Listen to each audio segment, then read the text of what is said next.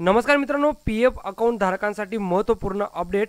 ई-पी-एफने दिलेली PF settlement किंवा PF क्लेमच्या प्रोसेसमध्ये दोन महत्त्वपूर्ण अपडेट किंवा दोन महत्त्वपूर्ण बदल हे ई-पी-एफने केले. तर काय हे बदल आहे, चला तर जाणून घेऊया या व्हिडिओमधून. तोवर जरी चॅनलवर नवीन असाल तर चॅनल नक्की सबस्क्राईब करा मित्रांनो.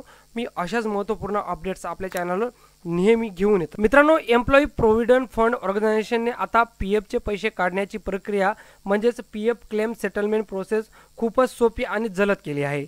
ई-पी-एफने सदस्यांच्या जीवन सुलभतेसाठी आणि नियुक्त्यांसाठी व्यवसाय सुलभतेबाबत केल्या दोन प्रमुख सुधारणा आपण पाहूया. मित्रांनो, ई-पी-एफने पी-एफचे पैसे काढण्याची जी क्लेम सेटलमेंट प्रोसेस त्याच्यामध्ये काही बदल केलेले आहेत. म्हणजे ई-पी-एफ सदस्यांसाठी जीवन सुलभता आणि नियुक्त्यांसाठी व्यवसाय सुलभता वाढवण्याच्या दिशेने आणखी एक पाऊल उचलत कर्मचारी भविष्य निर्वाह निधी संघटनेने म्हणजेच ई-पी-एफने त्यांच्या मित्रांनो आता या उपयोजनामुळे दाव्याच्या निपटारा म्हणजेच पीएम क्लेम सेटलमेंट प्रोसेस प्रक्रियेत लक्षणीयरित्या सुलभता येईल. तसेच दावे नाकारण्याबाबतील तक्रारी देखील कमी होणार आहे. आता पहिली अपडेट ती म्हणजे कशा स्वरूपात तर धनादेशाचे पान म्हणजे बँक पासबुकची साक्षांकित प्रतिमा अपलोड करण्याची जी आवश्यकता आहे ती काढून टाकली. मित्रांनो तुम्ही जेव्हा पीएफ क्लेमसाठी किंवा पीएफ सेटलमेंटसाठी अर्ज करत होतात तर तेव्हा तुम्हाला तुमचं बँक पासबुकची किंवा कॅन्सल चेकची जर PDF आहे तर ती PDF स्वरूपात तुम्हाला तिथं अपलोड करावं लागत होतं. परंतु आता ही जी बाब आहे तर ती बाब रद्द करण्यात आलेली. तुम्हाला आता कुठलीही ना तुम्हाला पासबुकची प्रत अपलोड करावी लागेल ना चेकची तुम्हाला कुठलीही गोष्ट आता अपलोड करावी लागणार आहे. डायरेक्ट ऑनलाईन KYCच्या माध्यमातून तुमचा क्लेम जो पीएफ जो असेल तो क्लेम होणार आहे. तर पूर्वी पीएफ क्लेम म्हणजे पीएफ क्लेम सेटलमेंट करताना बँक पासबुकची प्रत हे बँकेच्या सिक्कासह किंवा धनादेशाचा रद्द केलेला पान म्हणजे कॅन्सल चेक हे अपलोड करावे लागत होते. याचा उद्देश म्हणजे खात्याच्या तपशील म्हणजे अकाउंट नंबर IFSC कोड तपासणे. आता ई-पी-एफने आता हे दस्तऐवज अपलोड करण्याची गरज काढून टाकली आहे. जर तुमचं बँक अकाउंट EVNA मध्ये डिजिटली अप्रूव्ड बाय बँक वाया आधार e-KYC असं दाखवत असेल तर क्लेम म्हणजे पीएफ क्लेम सेटलमेंट करताना तुम्हाला कसलाही दस्तऐवज हा अपलोड करावा लागणार नाही मित्रांनो. त्यानंतर ई-पी-एफने ऑनलाईन दावे म्हणजेच पीएफ क्लेम सेटलमेंट दाखल करताना धनादेश किंवा बँक पासबुकची साक्षांकित प्रतिमा अपलोड करण्याची आवश्यकता पूर्णपणे काढून टाकली आहे.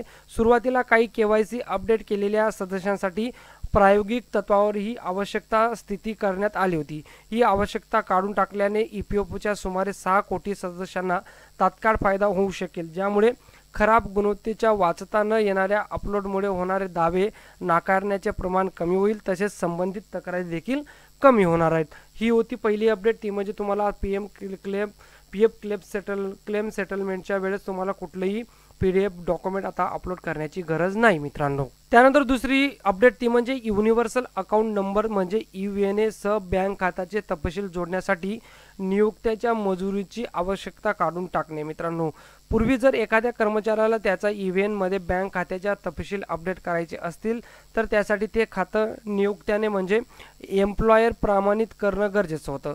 त्यामुळे प्रक्रिया वेळखाऊ आणि किचकट होते. असे आता ई-पी-एफने ते आता कर्मचाऱ्यांना स्वतःच्या आधार प्रमाणिकेद्वारे बँक डिटेल्स अपडेट करण्याची मुभा दिली आहे. म्हणजेच नियुक्त्याची मंजुरी लागत नाही. अपडेट झालेले बँक तपशील आधार OTPद्वारे व्हेरीफाय होतात.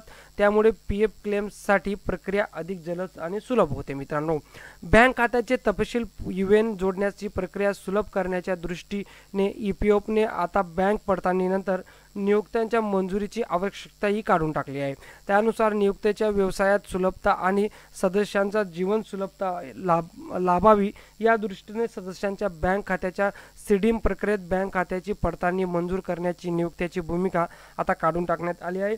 याचा तात्काळ फायदा 14.95 लाखाहून अधिक सदस्यांना होईल ज्याची मंजुरी नियुक्त्याकडे प्रलंबित आहे. मित्रांनो, तर पूर्वी काय व्हायचं, जेव्हा तुम्हाला ठराविक बँक अकाउंट्स हे तुमच्या पीएफ अकाउंटमध्ये ॲड करायचं तेव्हा तुमचा जो एम्प्लॉयर असेल तर तो एम्प्लॉयर ते अप्रूव्ह करत होता. परंतु आता ई-पी-एफने ती बाब काढून टाकली. तुम्ही आता घरी बसून तुमचं बँक अकाउंट तुमच्या EVN अकाउंटसोबत रजिस्टर करू शकतात, तेही OTP प्रोसेस वापरून. मित्रांनो, आता तुम्हाला जरी तुमचा EVN किंवा तुमच्या पीएफ अकाउंटचा बँक डिटेल्स अपडेट करायची तर कशा स्वरूपात तुम्ही करू शकतात.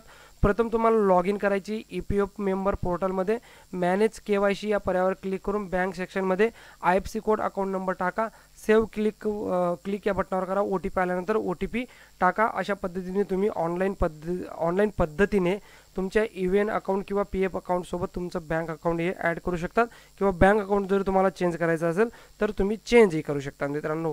तर ही महत्त्वपूर्ण अपडेट EPF डिपार्टमेंटने दिलेली मित्रांनो. ही अपडेट जास्तीत जास्त मित्रपरिवारांपर्यंत नक्की फॉरवर्ड करा मित्रांनो. व्हिडिओ आवडला असेल तर व्हिडिओला एक लाईक करून जा आणि अशाच महत्त्वपूर्ण अपडेटसाठी आपलं चॅनल देखील सबस्क्राईब करून ठेवा मित्रांनो.